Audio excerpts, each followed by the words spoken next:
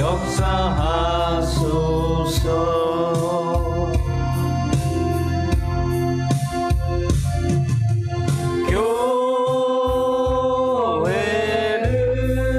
교회를 세우시고 이 땅 고쳐주소서.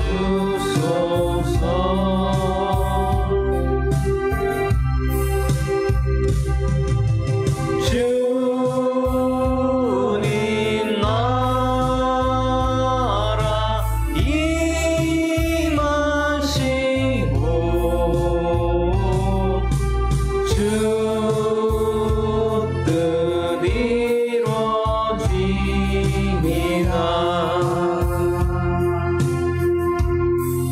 우리는 주의 백성이오니 주의 그 큰 일은 선포합니다.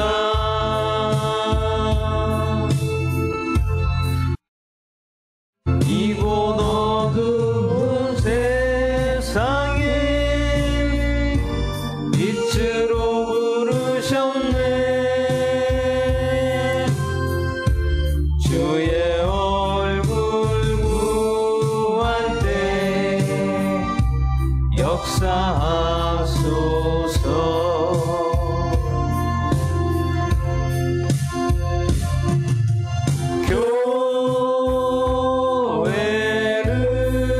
교회를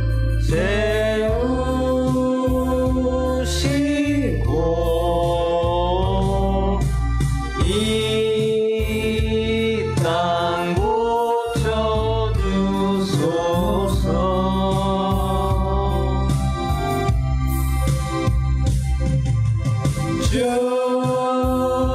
주님 나라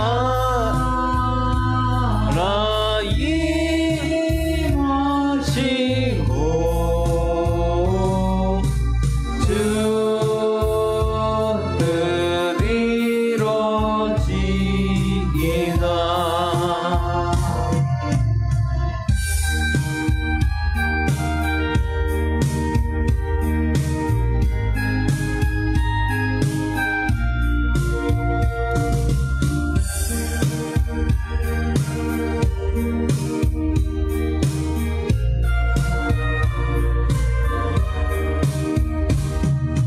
넘지 못할 산이 있거든 주님께 맡기세요. 넘지 못할 파도 있거든 주님께 맡기세요. 우리 가야 할 길은 멀고도 험하여 허덕이며 가야 하는 우리 인생인데 이럴 땐 우린 누굴 의지하나요? 주님밖에 없어요. 나는 그 길 갈 수 없지만 주님이 되신가요? 참지 못할 분노 있거든 주님께 맡기세요. 참지 못할 슬픔 있거든 주님께 맡기세요. 우리 살아갈 길은 눈물의 골짜기 내 힘으로 참지 못했는 그 느낌에 이럴 땐 우린 누굴 의지하나요? 주님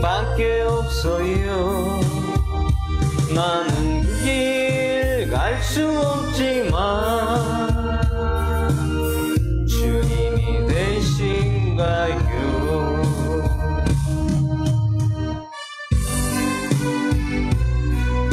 이 찬양하시는 예수 기대배를 시작하겠습니다.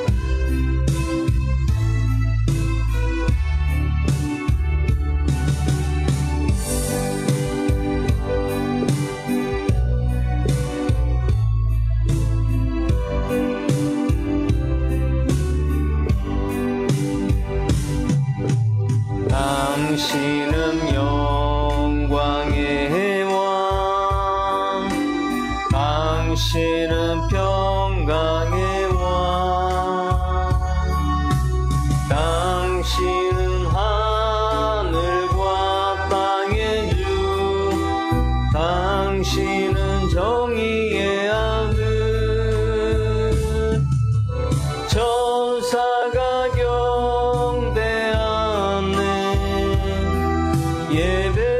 예배하고 찬양하네. 영원한 생명 말씀, 당신은 예수 그리스도 주. 호산나 다윗의 자손께, 호산나 불러 왕 중에 왕. 높은 하늘의 영광을 예수 주 메시아네. 주님은 영광의 왕, 주님은 평강의 왕, 주님은 하늘과 땅의 주, 주님은 정의의 아들. 천사나 경배하네. 예배하며 경배하네. 영원한 생명 말씀, 니는 예수 그리스도 주. 호산나 다윗의 자손께, 호산나 불러 왕 중에 왕. 큰 하늘의 영광을 예수 주 메시아네. 호산나 다윗의 자손께, 호산나 불러 왕 중에 왕. 높은 하늘의 영광을 예수 주 메시아네. 호산나 다윗의 자손께, 호산나 불러 왕 중에 왕. 높은 하늘의 영광을 예수 주 메시아네.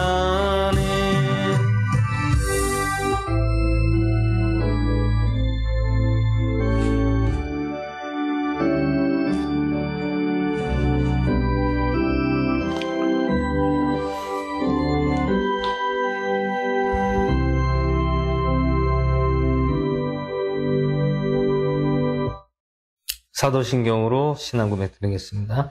전능하사 천지를 만드신 하나님 아버지를 내가 믿사오며 그 외아들 우리 주 예수 그리스도를 믿사오니 이는 성령을 태하사 처녀마리 나시고 이르니 고난을 받사 십자가 못 박혀 죽으시고 장사한 지 4일 만에 죽은 자 가운데서 다시 나시며 하늘로 오르사 전능하신 하나님 우편에 계시다가 저리로서 산자 죽은 자를 심판하러 오시리라.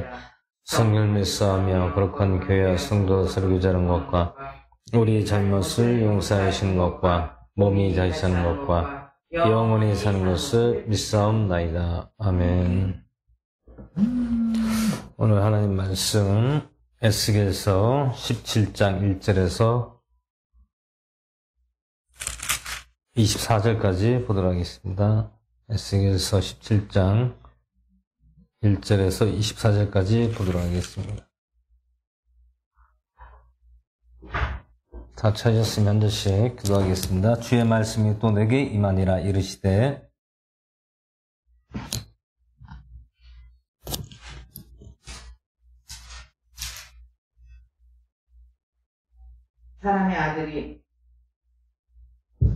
사람의 아들아 이스라엘의 집에서 수수께끼로 내고 비유를 말하여 이르되 주 하나님께서 이같이 말씀하여 여러 색깔을 하고 날개가 크며 빛이 길고 털이 무성한 큰 독수리가 레바논에 이르러 백향목의 가장 높은 가지를 취하고 그것의 어린 가지들 끝을 잘라 무역하는 땅으로 가지고 가서 상인들의 도시에 두며 또 그 땅의 실을 취하여 열매를 많이 맺는 들에 심되 버드나무같이 큰 물가에 심어 놓았더니 그것이 자라서 키가 작고 퍼져나가는 포도나무가 되매 그것의 가지들이 그 독수리를 향하고 그것의 뿌리들이 그 독수리 밑에 있었습니다. 이와 같이 그것이 포도나무가 되어 큰 가지들을 대고 작은 가지를 내었습니다. 또 날개가 크고 털이 많은 다른 큰 독수리가 있었는데 보라 그 포도나무가 이 독수리로 하여금 자기가 들어있는 고랑에 물을 주게 하려고 그를 향하여 자기 뿌리들을 구부리고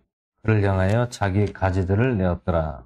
그것을 큰 물결에 좋은 땅을 심은 것은 그것이 가지들을 내고 열매를 맺어 아름다운 포도나무가 되게 하려 함이니라. 너는 이르기를 주 하나님께서 이같이 말씀하시되 그 나무가 형통하겠느냐 그 독수리가 그 뿌리들을 뽑고 그 열매를 잘라내어 그 나무로 하여금 시들게 하지 아니하겠느냐. 큰 권능이나 많은 백성으로 그것을 뿌리째 뽑지 아니한다 하여도 그 나무가 봄에 낸 잎사귀가 다 시들리라. 보라 참으로 그것이 힘겼어도 형통하겠느냐. 동풍이 그것을 손을 대면 그것이 완전히 시들지 아니하겠느냐. 그것이 자기의 자라던 고량에서 시들리라 한다. 주의 말씀이 또 내게 임하니라 이르시되 이제 반역하는 그 집에서 말하기를 이것들이 뜻하는 바를 너희에게 알지 못하느냐 하며 그들에게 이르기를 보라 바빌론 왕이 예루살렘에 이르러 그곳의 왕과 그곳의 통치자들을 사로잡아 가볍게 바빌론으로 끌려갔으며 왕의 시 중에서 하나를 택하여 그와 언약을 맺고 그로부터 맹세를 받으며 또 그 땅에 강한 자들을 데려갔으니 이것은 그 왕국을 낮추어 그것이 자기를 높이며 못하게 하며 그 왕과의 언약을 지킴으로 그것을 서게 하려 합니다. 그러나 그가 바벨론 왕을 배반하고 자기 대사들을 이집트로 보내어 그들로부터 말과 많은 백성을 받고자 했으니 그가 형통하겠느냐? 이런 일들을 행하는 자가 도피하겠느냐? 그가 언약을 어기고서 야 건짐을 받겠느냐? 그 하나님이 말하노라 내가 살아있음을 두고 맹세하느니 그 왕이 그를 왕으로 세웠으나 그가 그 왕과의 맹세를 멸시하고 그 왕과의 언약을 이겼은즉 반드시 그 왕이 거하는 처소 그 바빌론의 한가운데서 그 왕과 함께하였다가 죽으리로다.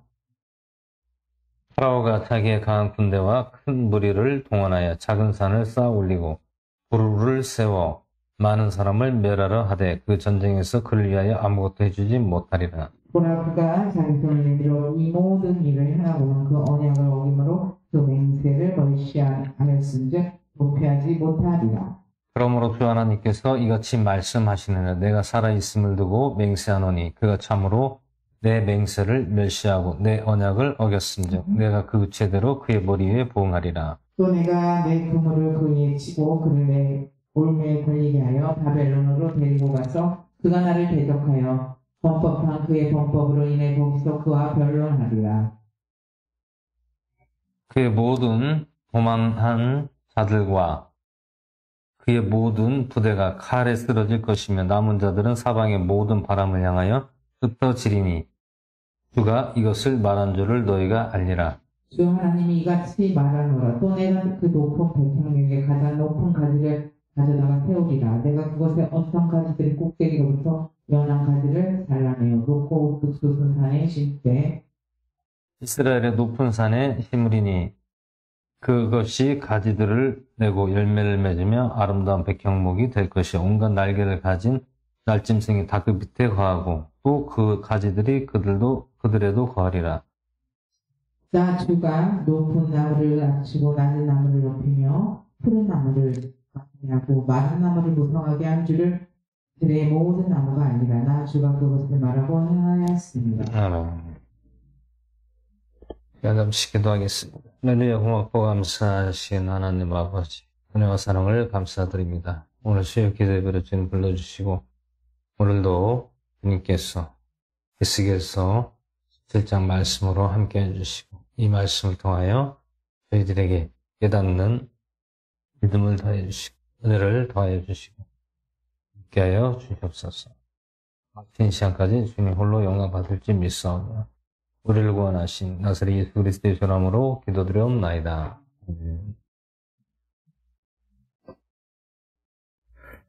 오늘 에스겔서 17장 말씀의 제목은 독수리와 포도나무라는 제목으로 말씀을 나누겠습니다. 오늘 독수리는 무엇을 상징합니까? 독수리는 하늘의 왕, 날짐승의 왕이죠. 독수리보다 더 강한 새가 없죠. 밑에 있고 또 포도나무가 나옵니다. 포도나무는 오늘 17장 22절과 23절을 보시면 주 하나님께서 이같이 말씀하시느니라. 또 내가 그 높은 백향목에 가장 높은 가지를 가져다가 세우리라. 내가 그 어린 가지들의 꼭대기로부터 연한 가지를 잘라내어 높고 우뚝 솟은 산에 심되 이스라엘의 높은 산에 심으리니 그것이 가지들을 내고 열매를 맺으며 아름다운 백향목이 될 것이요 온갖 날개를 가진 날짐승이 그 밑에 거하고 또 그 가지들의 그들에도 거하리라. 오늘 이것은 백향목이 포도나무와 같다라고 말씀하고 있습니다. 그런데 오늘 이 백향목이라는 것은 열매를 맺고 가지들을 낸다라고 합니다. 그리고 아름다운 백향목이 될 것이요. 이것은 이스라엘을 구원할 메시아 그리스도 예수님이 오신다라는 것을 오늘 예표하고 있다라는 것입니다. 예수님이 오시기 전에 오늘 에스겔은 주전 500년경에 에스겔 선지자가 오늘 하나님 주의 말씀을 에스겔 선지자에게 하는 말씀이죠. 오늘 이 쓰여져 있는 말씀이 에스겔 선지자가 하는 말이 아니라 주의 말씀이 또 내게 임하니라 이르시되라고 말씀하고 있습니다. 1절에 17장 1절에 보시면 주의 말씀이 또 내게 임하니라 이르시되 사람의 아들아 너는 이스라엘의 집에서 수수께끼를 내고 비유를 말하여 이르되 주 하나님께서 이같이 말씀하시니라 여러 색깔을 하고 날개가 크며 길이 빛이 길고 털이 무성한 큰 독수리가 레바논에 이르러 백향목에 가장 높은 가지를 취하고 그것의 연한 가지들을 잘라 무역하는 땅으로 가지고 와서 상인들의 도시에 두며 또 그 땅의 씨를 취하여 열매를 많이 맺는 들의 13대, 신대, 버드나무같이 큰 물가에 심어 놓았더니 그것이 자라서 키가 작고 퍼져나가는 포도나무가 되매 그 가지들이 독수리를 향하고 그 뿌리들이 독수리 밑에 있었더라. 이와 같이 그것이 포도나무가 되어 큰 가지들을 내고 작은 가지들을 내었더라. 오늘 하늘의 제왕은 독수리입니다. 독수리. 그리고 포도나무가 나오죠. 후반절에 가면은 백향목으로 표현하고 있고요. 오늘 초반절에 가면 포도나무라고 말씀을 하고 있습니다. 포도나무는 아까 말씀드린 것처럼 그리스도 예수님을 예표하고 있는 말씀이죠. 오늘 계속해서 선지자들을 통하여 너희들을 구원할 메시아가 온다라고 계속해서 예언을 하고 예표를 하고 그의 사자를 통하여 선지자들에게 말씀하고 있다는 것을 우리가 알 수가 있습니다. 왜 이렇게 구약 말씀에서 메시아를 기다리고 있었을까요? 왜 메시아를 계속해서 기대하고 기다리고 또 선지자를 통하여 말씀을 하고 있습니까?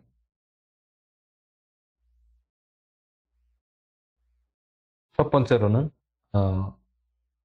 하나님의 이스라엘 백성들을 안타깝게 여기신다라는 거죠. 안타깝다. 왜 안타깝다고 여깁니까? 너희들이 나를 믿는 것은 좋은데, 근데 너희들이 믿는 것이 과연 나를 향한 믿음이냐, 아니면 너희를 위한 어떤 행위냐. 하나님께서 무엇을 가장 싫어하십니까? 10계명에서도 1계명에 너는 나 외에 다른 신들을 내게 있게 말지니라. 2절에서 10계명 2절, 두 번째로는 2계명에서는 너는 아무 형상이든지 만들지 말고 땅 아래로서나 하늘 위로서나 그것들을 만들지 말고 그것들에게 절하지 말고 그것들을 섬기지 말라라고 2계명에서 말씀하고 있습니다. 신은 한 분, 너희는 나 한 분밖에 없다라는 것이죠. 한 분밖에. 누구? 이때 당시 구약에서는 여호와 하나님, 야훼 하나님이라고. 여호와 하나님. 여호와라는 그 하나님, 여호와라는 신이에요, 신. 이스라엘 백성이 말씀하는 것은 여호와, 야훼. 이제 그것을 함부로 부르지 못한다고 하면서 어떻게 했습니까? 아도나이라고 부르죠. 아도나이. 이 여호와라는 이스라엘 백성들이 믿었던 신이라고 하죠. 신. 우리는 신을 하나님이라고 하잖아요. 그 여호와라는 신을 믿는다는 것이죠. 신은 무엇입니까? 갓이라고 하죠. 영어로 갓. 신. 이스라엘이 이야기하던 여호와를 자기들의 신이라고 믿고 있었다는 거예요. 물론 여호와든 하나님이든 다 같은 말이에요. 단지 이제 우리가 쓰는 말은 하나님이라고 하는 것이고 이스라엘 백성들이 쓰는 언어는 여호와라고 하는 거예요. 여호와. 야훼라고 하죠. 물론 하나님이라는 그 단어가 어디에서부터 나왔습니까? 원래는 천주교에서 하느님이라고 했잖아요. 하느님. 애국가에서 보면은 하느님이라고 나오죠. 하느님이 보호하사 우리나라 만세. 이게 어디서 쓰여졌습니까? 이게 천주교에서 하느님이라는 말이 애국가에 들어가게 되는 것이죠. 그리고 개신교에서는 하나님이라고 부르는 거예요. 하나님. 그리고 천주교에서 하느님이라고 부르죠. 하느님. 하나님이란 것은 나의 하나님. 하느님이란 것은 하늘에 계신 신이라는 것을 말씀하고 그러니까 하느님이라고. 하늘에 계신 분이다. 그래서 신자가 들은, 하나님은 나의 하나님이라고 하는 우리 개신교에서 말씀하고 있는 것이. 그래서 여호와든 하늘님이든 하나님이든 다 같이 쓰여지고 있습니다. 그런데 오늘 우리가 보는 성경에서는 그 앞에다가 또 무엇을 붙입니다. 무엇을 붙입니까? 주라고 붙이잖아요, 주. 주자는 무슨 주자입니까? 주. 예? 주자. 주자는 무슨 주예요? 주인 주자예요. 주인 주자. 주인이다. 누가 주인입니까? 하나님이 주인이다. 누구의? 나의 주인이시다. 그래서 주 하나님이라고 붙이는 거예요. 그래서 예수님도 마찬가지입니다. 예수님만 붙이는 것이 아니라 또 무엇이 붙습니까? 그리스도가 붙는다는 거예요. 그 그리스도는 무엇입니까? 그리스도는 메시아라고도 하고 구원자라고도 하는 것이죠. 우리가 이 언어를 구사를 할 때 이 단어 하나하나에 의해서 바뀌어진다는 것을 우리가 아셔야 된다는 것이죠. 그래서 주자가 붙는 것이 오늘날 우리가 부르는 것이 주님이라고 하는 거예요. 주인 주자, 우리의 주님이 누굽니까? 하늘에 계신 분이 우리의 주인이다.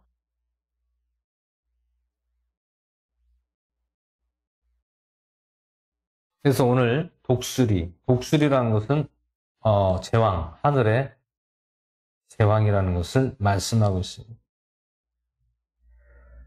근데 오늘 여기서 말씀에서 그럼 독수리는 어디에서 많이 쓰여져 있습니까? 독수리가. 어느 나라에서 독수리가 많이 그려져 있습니까? 형상이? 구약에서 어느 나라에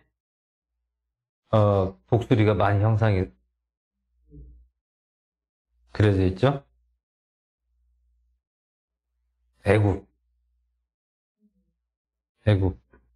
애굽이 오늘날 말하는 이집트죠. 거기에서는 벽에다가 무엇을 그립니까?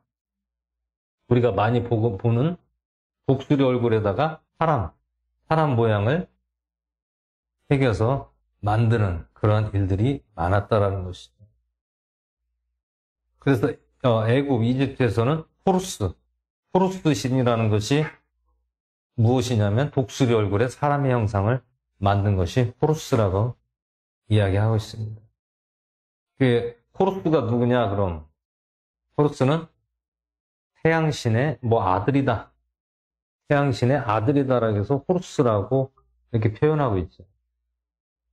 근데 예전에 보니까 그 태양신과 호루스라는 것은 기독교에서 이스라엘 백성들이 아니면 기독교에서 그 태양신과 호루스를 가져와서 하나님과 예수님이라는 것을 그대로 이름만 바꿔서 그대로 성경에다가 이렇게 쓰여지게 만들었다라고 하는 이야기가 옛날에 본 적이 있어요. 그것은 무엇이냐? 곧 신화를 갖다가 신약에다가 그것을 갖다가 옮겨서 쓴 것이다. 이렇게 이야기를 하더라고요. 근데 그게 정확한 것도 없고 그 신화를 가지고 이 성경에다가 쓰여졌다는 그것은 말도 안 되는 얘기죠. 말도 안 되는 얘기고 또 그런 신화적인 것은 절대로 성경에다가 기록을 할 수가 없다는 것이죠. 그것은 이집트에서 사탄이 공격을 해서 우리 기독교를 혼란하게 무력화시키려고 하는 그런 계획이 속에 만들었다는 것입니다. 그러면 오늘 이 독수리는 과연 무엇을 뜻하느냐? 왕이죠, 왕. 물론 하늘에 왕이 있고 또 땅에 왕이 있습니다. 땅에 왕.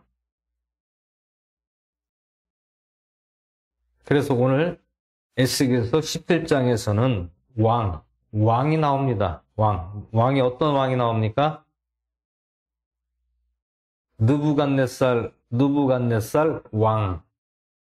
느부갓네살은 누굽니까? 어디 왕이에요? 느부갓네살 왕이 어디 왕입니까?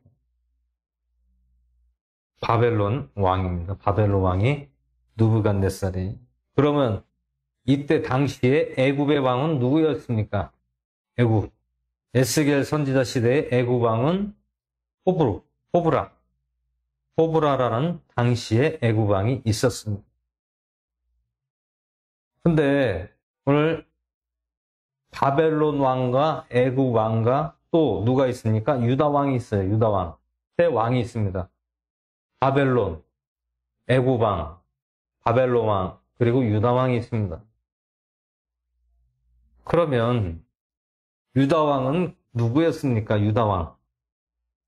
유다 왕은 여호야긴이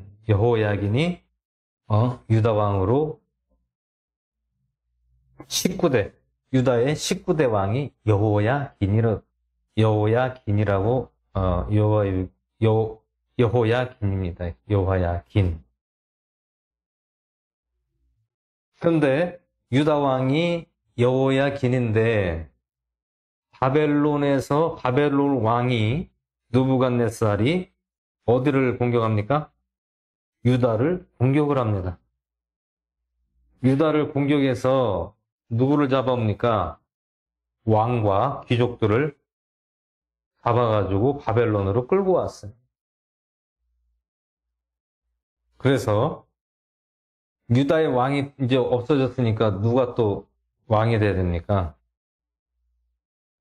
시드기야가 왕이 되는 것입니다. 시드기야 왕. 그러니까 느부갓네살 왕이 바벨론으로 끌려가고 그 다음에 여호야긴의 숙부가 왕이 되죠. 그 이름이 시드기야라는 것입니다. 시드기야가 유다 왕이 되었다라는 것입니다. 근데 여기서 중요한 것은 시드기야가 바벨론을 왕을 거역합니다. 거역해서 이 시드기야 왕이 어디로 붙습니까? 애굽 왕에게 붙어요.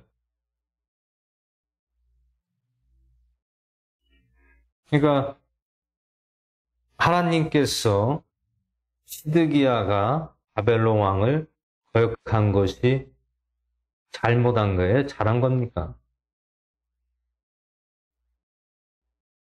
바벨론이 어떻게 보면 원수잖아요. 물론 애굽도 마찬가지지만 애굽보다 더한 사람이 어디입니까? 바벨론이란.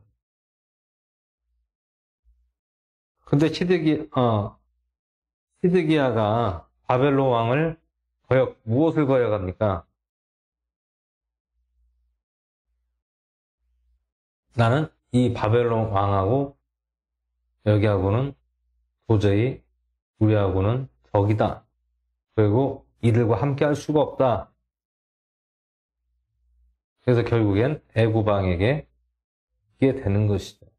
그러니까 어떻게 됩니까? 바벨론 왕이 느부갓네살이 화가 나겠죠. 화가 나니까 어떻게 됩니까? 유다를 또 치는 거예요. 결국엔 먹히고 당하고 계속해서 이러한 일들이 일어나는 것은 왜 그렇습니까? 하나님은 공평의 하나님이다. 무조건 이스라엘만 치는 게 아니에요. 이스라엘만 심판하는 것이 아니라 어느 누구도 어느 나라고 어느 왕이든 잘못을 하면 어떻게 합니까? 심판을 받는다라는 거예요. 그래서 공평의 하나님이에요. 절대로 공의의 하나님, 공평의 하나님이라는 거예요. 편향적이지 않습니다. 그것은 무엇을 보여주겠습니까? 하나님은 만왕의 왕이라는 거예요. 만왕. 만인들의 왕이다. 모든 이 지구상에 살고 있는 모든 인간은 다 하나님의 사람이라는 것을 말씀하거든요. 하나님이 간섭하신다. 그래서 누부갓네살 왕을 유다를 치게 하고 또 애굽은 또 어디랑 붙습니까? 바벨론하고 또 붙게 되는 거예요. 이 결국엔 이스라엘은 어떻게 되는 겁니까? 이스라엘은 이렇게도 당하고 저렇게도 당하고 이리 터지고 저리 터지고 여기 가서 터지고 저기 가서 터지고.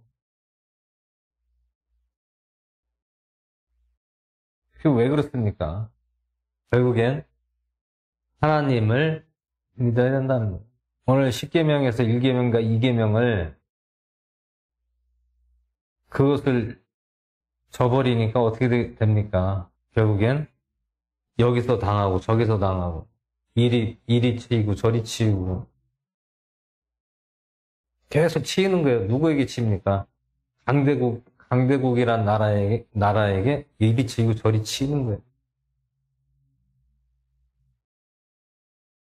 하나님이 그렇게 하라고 했습니까? 주님이 그렇게 하라고 했어요? 자기들이 잘못해서 그렇게 된 것이지 절대로 하나님이 일부러 벌을 주려고 그렇게 하신 게 아니란 말이에요. 분명히 하나님께서 어떻게 말씀했습니까? 1계명과 2계명을 너희들이 잘 지켰다면 내가 너희들을 그렇게 어려움과 고통에 두지 않았을 것이다라는 얘기예요. 그래 하나님 일부러 손을 댄 것이 아니라 자기들이 잘못함으로 인하여서 죄가 어떻게 됩니까? 죄가 가득하니까 어떻게 돼요? 쌓이게 되면 누적이 되면 어떻게 됩니까? 터지는 거예요. 터져.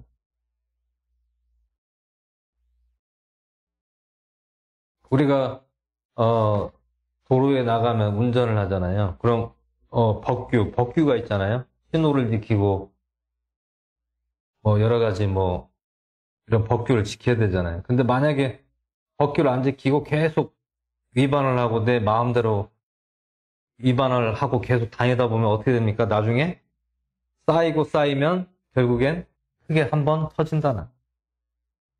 뭐 크게 한번 사고가 난다든지 아니면 경찰한테 크게 걸린다든지 이렇게 된다는 거예요. 이스라엘 백성도 하나님께 누적이 되면 어떻게 됩니까? 누적이. 하나님의 법을 지키지 않고 계명을 지키지 않으니까 누적이 되는 거예요. 누적이 되면 어떻게 됩니까? 폭발하는 거죠. 터지는 거죠.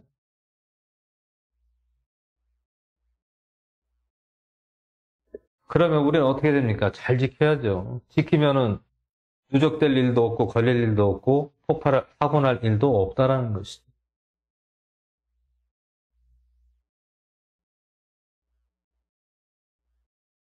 근데 오늘 왕들이 이렇게 나오지만 바벨론도 마찬가지예요. 바벨론도 제약을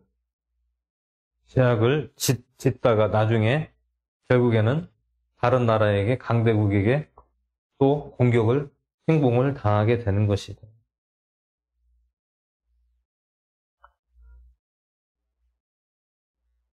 그래서 결국엔 자신들의 죄악을 깨닫지 못하기 때문에 그러한 일들이 일어난다는 거예요. 누구에게나 일어난다는 거예요. 뭐 바벨론이든 애굽이든 이스라엘이든 유다든 다 이런 일들이 일어날 수 있다는 것을 말씀하고 있습니다. 그럼 결국엔 이런 일들이 일어나는 원인이 무엇입니까? 지키지 않으니까 이런 일들이 일어나는 거예요. 무엇을 지키지 않으니까요? 하나님의 주 하나님의 계명을 지키지 않으니까 이러한 일들이 일어나는 겁니다. 바벨론도 마찬가지고 애굽도 마찬가지고 무엇이 성행합니까? 무엇이 성행하고 있었어요? 우상. 그 나라에서 섬기던 우상들이 가득했다라는 얘기예요. 신들이 많았다라는 얘기예요. 온갖 잡신들을 여기저기서 섬기고 있었다라는 거예요. 바벨론도 마찬가지고요. 애굽도 마찬가지고요. 아수르도 마찬가지고요. 블레셋도 마찬가지고요. 그러다 보니까 이스라엘은 이게 우리가 또 이해를 해야 되는 게 무엇이냐면 이스라엘이 우상을 섬길 수밖에 없는 이유가 무엇 때문에 그렇습니까? 무엇 때문에 그래요? 나라가 다 뿔뿔이 흩어져 있기 때문에 이스라엘 민족들이 뿔뿔이 흩어져 있다 보니까 여기저기에서 살다가 보니까 어떻게 됩니까? 그 나라, 그 민족에 같이 뭉쳐서 묻혀서 사니까 어떻게 돼요? 거기에 따를 수밖에 없는 거예요. 뭐 로마에 가면 로마법을 따라야 된다 듯이 이스라엘 백성들이 자기 나라가 없으니까 어떻게 합니까? 다 강대국, 잘 사는 나라 거기 들어가가지고 거기서 뭐 종살이를 하든 아니면 거기에서 국민으로서 살든 어떻게든 거기서 살 거 아니에요. 살면 어떻게 됩니까? 거기에 또 문화에 젖어들게 되고 또 흡수되게 되고 그러다 보니까 어떻게 됩니까? 자연스럽게 다른 그 우상을 섬길 수밖에 없는 상황이 온다라는 거예요.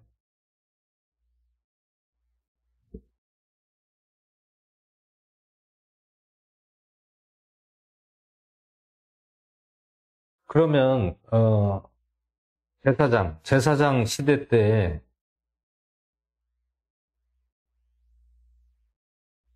사무엘도 있었고 또 제사장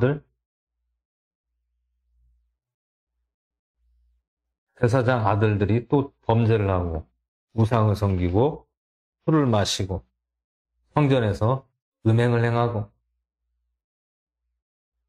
그 어떻게 됐습니까? 다 죽었잖아요.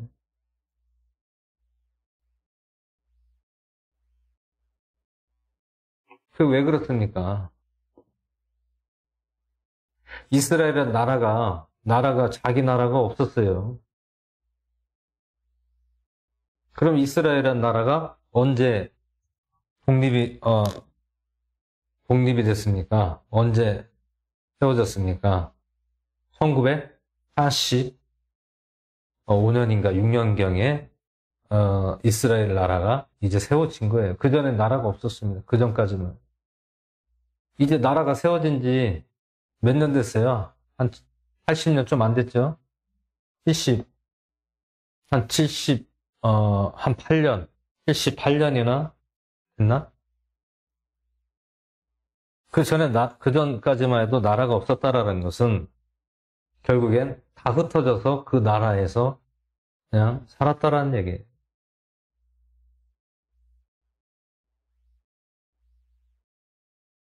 그것을 무엇을 말씀하고 있습니까? 뿔뿔이 흩어져 거기 문화에 또 그 나라의 삶에 젖어서 살게 되는 것이죠. 그러다 보면 자연스럽게 하나님을 믿다가 또 다른 신을 믿고 그렇게 되는 거잖아요.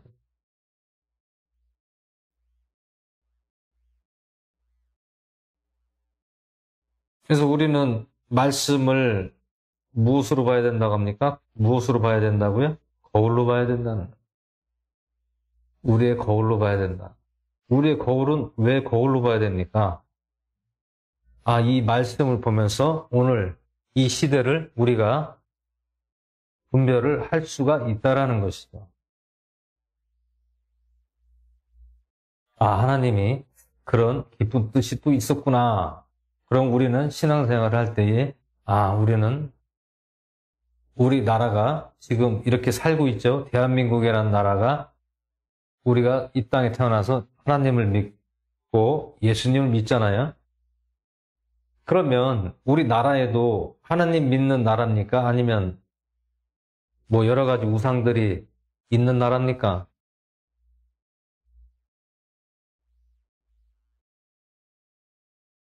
우리나라도 우상들이 많이, 온갖 잡신들이 많잖아요. 잡신. 어떤 대상을 놓고 그것을 신으로 믿으면서 자기들의 의를 나타내고 사람들을 미혹하고 포섭하고 이렇게 하고 있다라는 것이에요.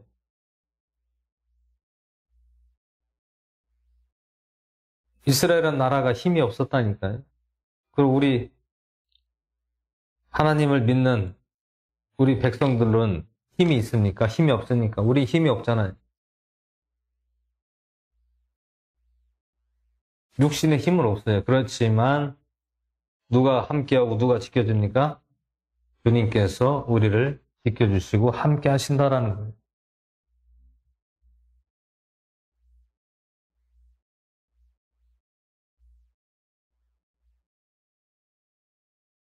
대한민국의 국민이 얼마입니까? 지금 5,300만, 뭐 5,400만 하죠? 5,300만인가? 그러면 대한민국 국민이 5,300인데 만약에 다 5,300만 명이 하나님을 믿으면 얼마나 좋겠습니까? 우리나라는 하나님을 믿는 국가가 되고 나라가 되는 거예요.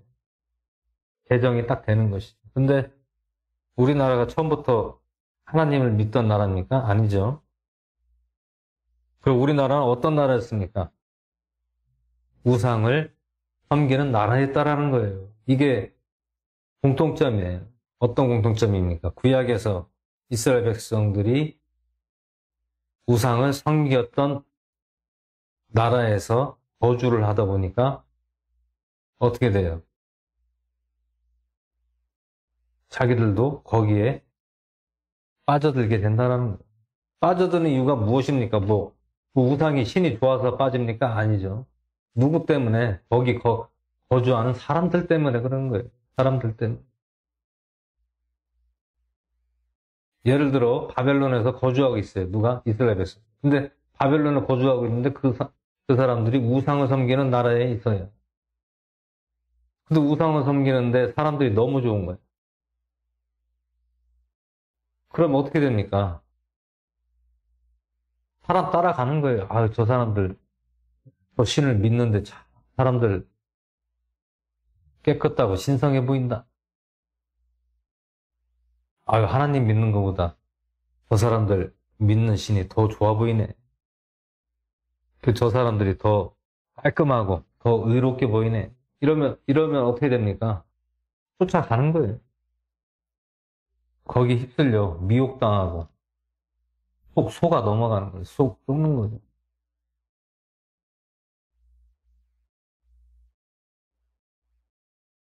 그 오늘날도 우리나라는 강대국입니까? 아닙니까?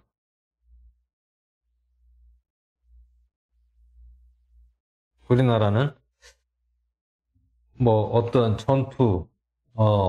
전투력으로서는 강대국은 아니고 약한 나라죠. 근데 우리나라가 강한 것은 무엇입니까? 기술력이에요. 기술. 기술적으로, 경제적으로는 아주 강한 나라죠. 근데 전투력으로는 약한 나라예요.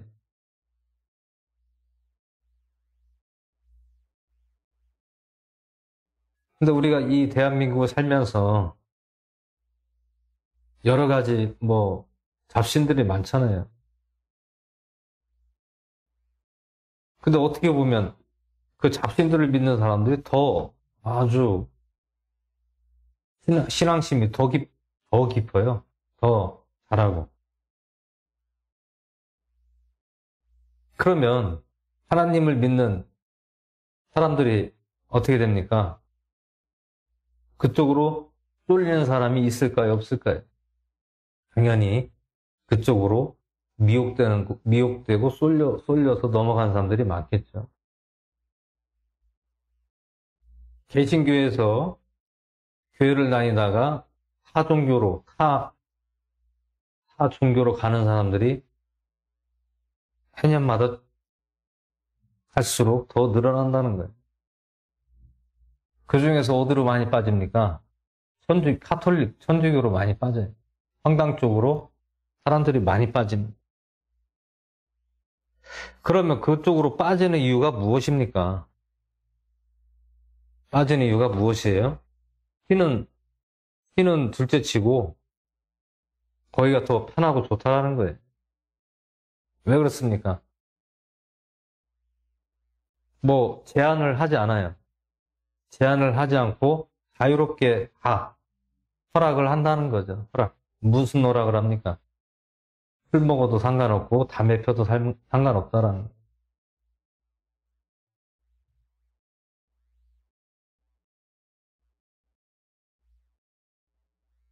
교회 다니면 어떻게 됩니까? 술도 못 마시고 담배도 못 핀다라는 거예요. 근데 피는 사람이 있어요? 없어요? 많죠? 술 먹고 담배 피워요. 근데 어떻게 합니까? 몰래 술 먹고 몰래 담배 피고 다녀요. 그게 불편한 거예요. 그게 불편하니까 교회 가니면 눈치나 보이고 이거 괜히 뭐 술 먹고 담배 피우면 사람 아주 나쁜 사람 취급하는 것 같고. 그럼 어떻게 합니까? 아유, 신은 믿어야 되겠고, 뭐 종교는 가져야 되겠고. 그럼 어떻게 합니까? 사종교로 가는 거예요. 그 중에서 가장 이 기독교와 흡사한 것이 천주교라는 거예요. 천주교는 술 먹어도 뭐라고 안 해. 담배 펴도 뭐라고 안 하는 거예요. 오히려 뭐 같이 술 먹고 같이 담배 피우는데. 신부들도 물론 다 신부라 다 술 먹는 게 아니에요. 또 술을 안 드시는 분도 있어요. 근데 어떤 신부는 술은 안 먹는데 담배 피는 사람도 있고, 어떤 신부는 담배는 안 피는데 술을 먹는 신부가 있고, 어떤 분은 술, 담배를 다 하는 신부가 있고.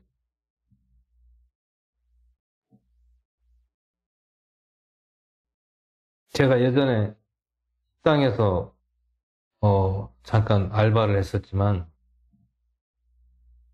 그 모임을 이렇게 하는 예약 손님을 많이 받았어요. 그러다 보니까 뭐 별의별 사람들 많이 왔어요. 근데 천주교에서도 이렇게 뭐 모임을 하더라고요.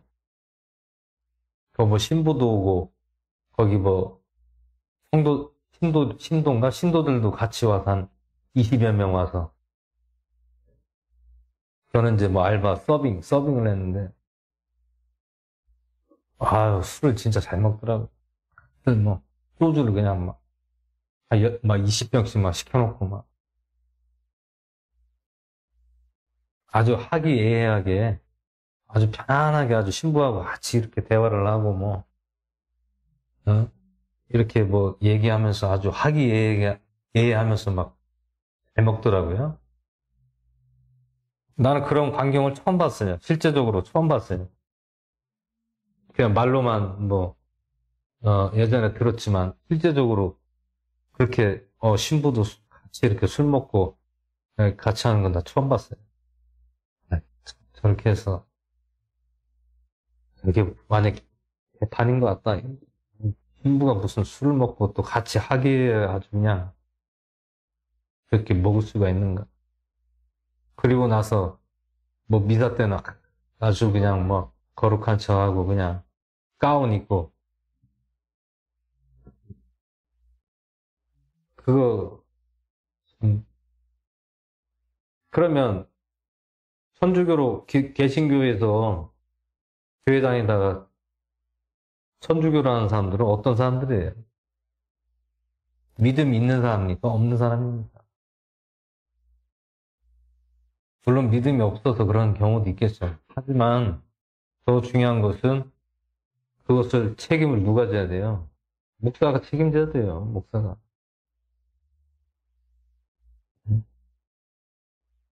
그렇게 사람들이 빠져나가고 다른 곳으로 가도 그냥 신경 안 쓰고 그냥 내버려 두고. 그럼 그거 무슨 죄입니까? 관리를 잘못한 죄예요. 그 주의 종은 어떻게 됩니까? 사람이 많이 오는 게 중요한 게 아니에요, 교회는.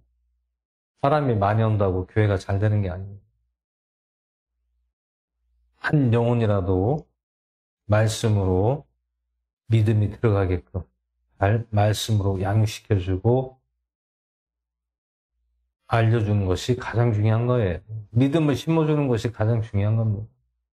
근데 그렇게 하지 않으면 성도들은 절대로 오래 믿음이 빨리 자랄 수가 없어요. 말씀을 알아야 믿음이 들어가는 것이죠. 말씀을 모르는데 믿음이 들어가겠습니까? 교회를 아무리 20년, 30년, 50년 다닌다 하더라도 교회만 다닌다고 해서 믿음이 들어가냐고요. 대부분 교회만 다닌 분들 말씀 들어보면 믿음이 좋습니까? 얘기하면은 말을 잘 못해요. 그럼 왜 그렇습니까? 그냥 교회만 왔다 갔다 하는 거예요. 그냥 교회만 들락날락 하는 거예요. 예배만 드리고 그냥 왔다 갔다 하고. 예배만 드린다고 믿음이 자라납니까? 말씀을 듣고 믿음으로 심어주는 것이, 말씀으로 믿음을 심어주는 게 가장 중요한 겁니다. 그래야 믿음이 자라나고 믿음이 흔들리지 않습니다.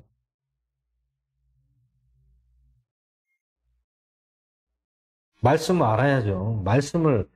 하나님의 말씀의 뜻이 무엇인지 알아야 내가 믿음이 생기고 믿음이 자라나고 믿음이 강해지는 거지.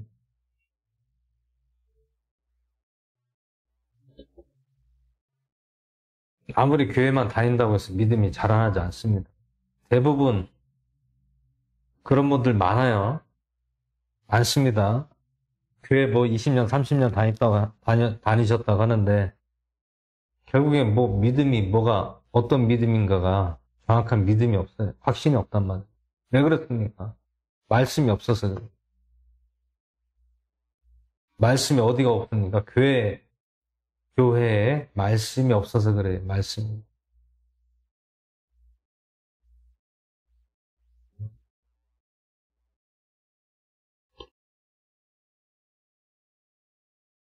믿음이 자라려면 어떻게 됩니까? 말씀을 봐야죠.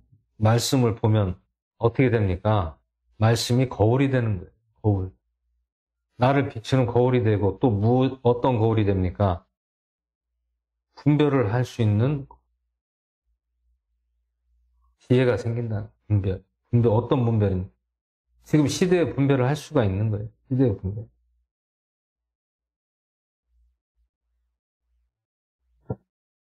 시대를 분별할 수가 있는 거예요. 지금이 어느 시대인가. 이 말씀을 보면서 지금이 어떤 시대인가를 우리가 알 수가 있는 거예요.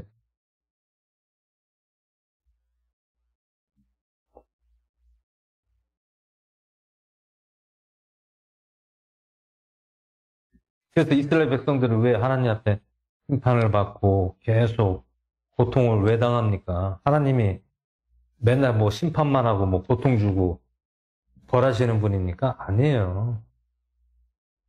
이스라엘 백성들이 잘못하니까 자기들이 거기에 대한 대가를 치르는 거지. 하나님이 이스라엘 백성들을 멸망시키려고 한 적이 없어요. 다 자기들이 잘못해서 그런 거지. 하나님이 잘못해서 니들 잘못한다고 벌 줍니까? 아니에요. 하나님 문제와 답을 이 말씀에 다 기록을 해놨단 말이에요. 문제와 답을 다 줬어요. 근데도 어떻게 합니까? 이스라엘 백성들이 그것을 답을 줬는데도 그거를 답을 모르니까 자기들 뜻대로 하고 하나님을 저버리고 그 나라에서 같이 어울려서 죄를 짓고 하니까 하나님이 그래서 그 죄가 쌓이게 되면 반드시 거기에 대한 대가를 치르게 된다라는 것입니다.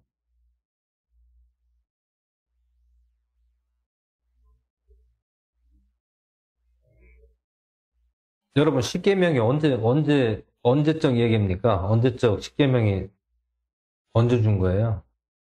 출애굽에서 줬잖아요. 창세기 다음에 무엇이에요? 출애굽 탈출기라고 해요. 탈출기. 탈출. 어디서 탈출합니까? 애굽에서 탈출했다 해서 탈출기라고. 원래는 출애굽기가 아니라 탈출기라고 합니다. 탈출기. 엑소더스죠? 영어로. 창세기는 제네시스. 엑소더스. 엑소더스가 어디서 탈출합니까? 애굽, 이집트에서 탈출했다. 그러면 십계명이 언제 쓰여진 겁니까? 출애굽 때 어디에서 광야에서 하나님이 모세에게 십계명을 주셨잖아요. 십계명을 왜 줬습니까? 너희들이 이 계명만 잘 지켜도 내가 너희를 해하지 않겠다라는 거예요. 잘못되지 않게 너희들에게 은혜를 베풀겠다라는 얘기예요.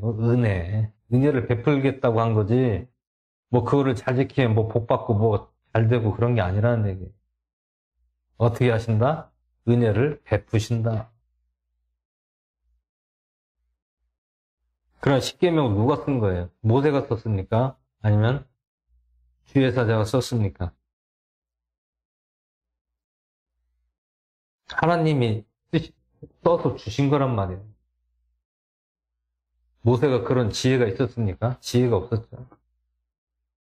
하나님이 직접 주의 사자를 통하여 불로써 그거를 지져서 돌에다가 새겨준 거란 말이에요. 그럼 그것은 누구의 말이에요? 하나님 말이지 사람 말이 아니라는 거예요. 그러면 하나님의 말이다라고 하면 어떻게 해야 됩니까? 지켜야죠. 그러면 거기서 가장 중요한 것이 어떤 계명이에요? 1계명과 2계명이 가장 중요하더라. 그것을 1계명과 2계명 무엇입니까? 하나님을 너희들은 어떻게 하라? 잊어버리지 말고 거역하지 말라는 거예요. 잊어버리지 말. 나를 거역하지 말고 잊어버리지 말고 배반하지 말라는 거예요. 그 뜻은 무엇입니까? 그 뜻은 1계명과 2계명의 그 깊은 뜻은 무엇이에요? 너희가 어느 지역에 살아도 어디에 살아도 절대로 그들과 함께해서는 아니 된다라는 거예요. 무엇을? 그들과 함께 짜가지 말라는 거예요. 누구와? 우상들과 다른 신과 짜가지 말라는 뜻입니다. 그 뜻이. 여러분, 우상을 섬기는 나라치고 잘된 나라가 있습니까? 잘된 나라가 없어요. 우리 이웃나라, 일본도 마찬가지고, 북한도 마찬가지고, 중국도 마찬가지고.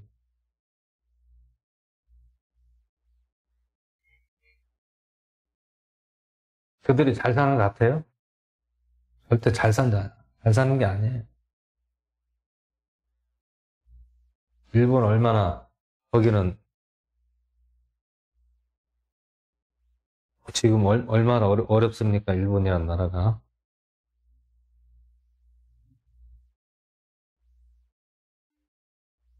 왜 그렇습니까? 결국엔 하나님을 믿지 않고 우상을 섬기는 나라치고 잘 사는 나라가 없고 고통스럽고 어렵다라는 거예요.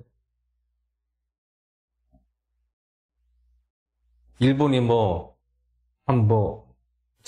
지금부터 한 몇십 년 있으면, 2, 30년 있으면 가라앉는다.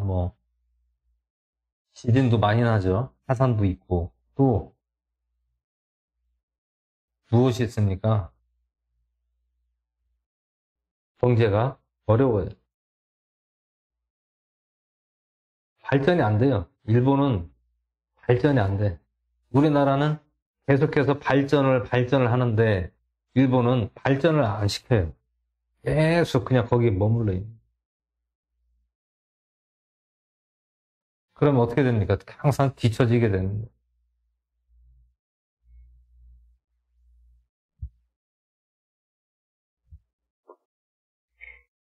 그래서 하나님이 1계명과 2계명을 너희들이 기억하고 절대 그것을 지켜야 된다는 것은 무슨 뜻이에요? 그렇게 하면 너희들이 잘 된다라는 거예요. 근데 너희가 만약에 다른 신과 같이 혼합하고 그들과 함께하면 어떻게 됩니까? 사탄이 가만히 있겠어요? 어떻게 합니까? 다른 나라하고 전쟁을 하게 된다라는 거예요. 전쟁은 누가 하는 거예요? 그 사탄이 가는 거죠. 그러면 그 사탄이 누구예요?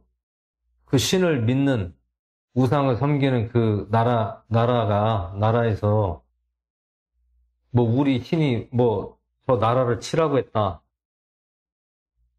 그럼 어떻게 합니까? 그럼 저 나라를 치자.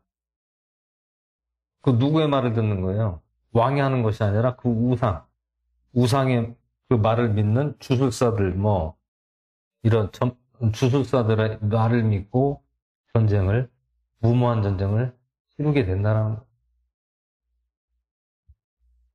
그러면 결국에 어떻게 돼요? 다 피해를 보는 거예요. 이스라엘 백성도 거기 살면은 적이 공격하면 거기서 같이 죽고 그렇게 되는 거예요. 결국엔 우상을 섬기면 그들과 함께 짝을 하게 되면 결국에는 잘 될 수가 없다라는 거예요.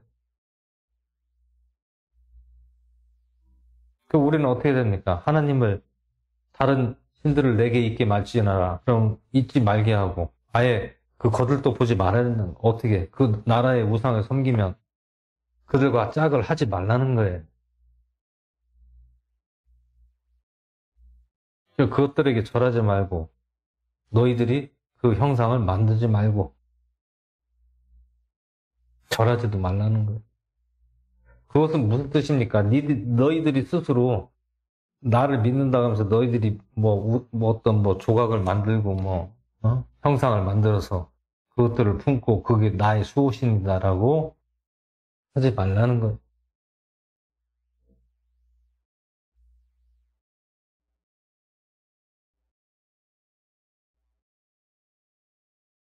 그 누굽니까? 야곱이 이스라엘이 되고 또 그때 당시 라헬과 레아가 있었잖아요. 삼촌 라반, 삼촌 라반이죠. 라반의 집에 있는 딸 레아와 라헬이 있었어요. 근데 야곱이 그 삼촌 집에서 무엇을 했습니까? 종살이 하다시피 한 거예요. 그냥 삼촌이 야곱을 일만 부린 거예요. 아들이 없었잖아요. 삼촌 라반의 집에 갔는데 딸만 둘밖에 없어요. 아들이 없는 거예요. 그러다 보니까 그 삼촌 집에서 살다 보니까 자기가 남자잖아. 젊잖아. 그러니까 삼촌이 거기서 일을 시켜서 거기서 종로를 하다시피 했잖아요. 그래서 결국엔 삼촌이 그 딸, 두 딸을 다 준 거 아니에요. 근데 그들이 섬겼던, 그때 당시 섬겼던 신이 뭐였어요? 하나님을 섬겼지만, 집에다 또 무엇을 또 섬겼죠? 드라빔. 드라빔을 항상 집안에다가 그거를 보관하고 있었다. 그럼 드라빔은 무엇입니까? 사람의 형상을 조그맣게 만든 것이 드라빔이라고. 그거를 가지고 항상 그게 수호신이라고 한 거예요, 수호신. 나를 지켜주는 신이다라고 이렇게 한 거죠.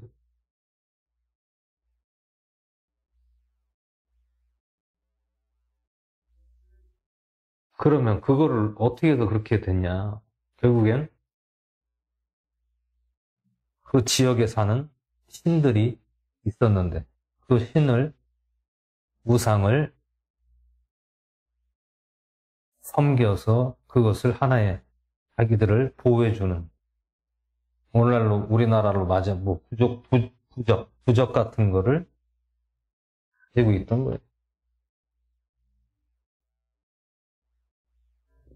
그래서 오늘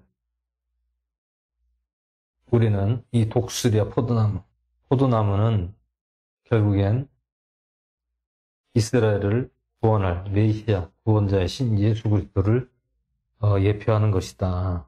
그리고 바벨론 왕과 바벨론 왕을 독수리도 두 마리죠. 애굽 왕과 바벨론 왕, 그 두 마리의 독수리를 오늘 비유로 말씀하는 거예요. 그래서 결국엔 우리는 절대로 어떤 신이 좋다 하더라도 그들이 믿는 신이 뭐 사람이 좋다. 야, 저 사람들 저 신을 믿으니까 사람이 참 사람같이 참 잘한다. 여러분 그 신을 믿는 것이 종교를 가진다는 것이 뭐 그 신이 좋아서 가는 사람이 있어요? 아니죠. 그럼 무엇이 좋아서 갑니까? 그 사람들이 좋아서 가는 거예요. 아, 저 사람들 저 종교를 가지고 있는데 사람들이 좋아 보이고 선해 보이고 아 예의 바르고 아주 그 신앙심도 깊고 아주 좀 여러모로 다 좋다.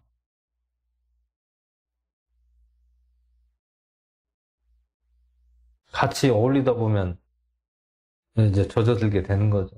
그러면 이제 별로 따라가게 되는 거고. 결국에 이것을 지키려면 우리에게 무엇이 있어야 되는 게 말씀이 첫 번째 있어야 되고 또 두 번째로는 누가 있어야 됩니까? 예수 그리스도가 있어야 되고 또 중요한 말씀이 10계명 중에 1계명과 2계명이 중요하다는 거예요. 왜 중요합니까? 넘어가면 안 된다는 거예요. 흔들리면 안 된다는 거예요. 흔들리면 안 됩니다. 그래서 오늘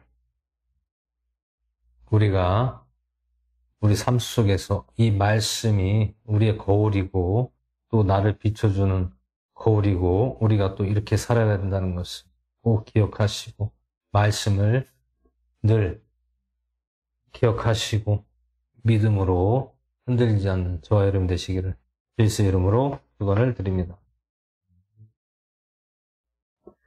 잠시 기도하고 주기로 마치고 기도하는 시간. 할렐루야 고맙고 감사하신 하나님 아버지 은혜와 사랑을 감사드립니다. 오늘 에스겔서 17장 말씀을 함께 해주시고 이 말씀을 통해 저희들 거울로서 함께 하시고 늘 하나님 말씀이 나의 거울이라는 걸 알게 하시고 우리가 이 말씀을 중에서 또 중요한 부분들 이 10계명 중에서 1계명과 2계명이 가장 중요하다는 것을 기억하게 하시고 우리가 어떠한 신과도 타협하지 않고 글로 휩쓸리지 않게 하시고 미혹당하지 않게 하시고 그들과 함께 하지 않도록 저희들 믿음을 더하여 주시옵소서. 오늘 말씀에 감사를 드리며 우리 주 예수 그리스도의 전함으로 기도드리옵나이다. 이 시간 주기도로 마치고 기도한 시간 갖겠습니다. 하늘에 계신 우리 아버지, 이름이 거룩히 여길 받으시오며 나라의 마음심에 뜻이 안에서 이루어진 것 같이 땅에서 이루어지이다. 오늘날 우리에게 일어난 양식을 줍시고 우리가 우리에게 죄진 자를 사준 것 같이 우리의 죄를 사해 주옵시고 열심히 들게 하지 마옵시고 악의 수업과 없어서 따라온 새 영광이 아버지께 영원히 싸움나이다. 아멘. 이 시간 기도하는 시간을 갖겠습니다. 먼저 나라 민족을 위해서 기도해 주시고요. 또 이 나라를 위장자들을 위해서 기도해 주시고 또 각 교회와 성도들과 종들을 위해서 기도해 주시고요. 또 자신과 이웃과 가족을 위해서 믿음의 기도를 하는 시간을 갖겠습니다. 주의 창이시면서 기도하겠습니다. 주여!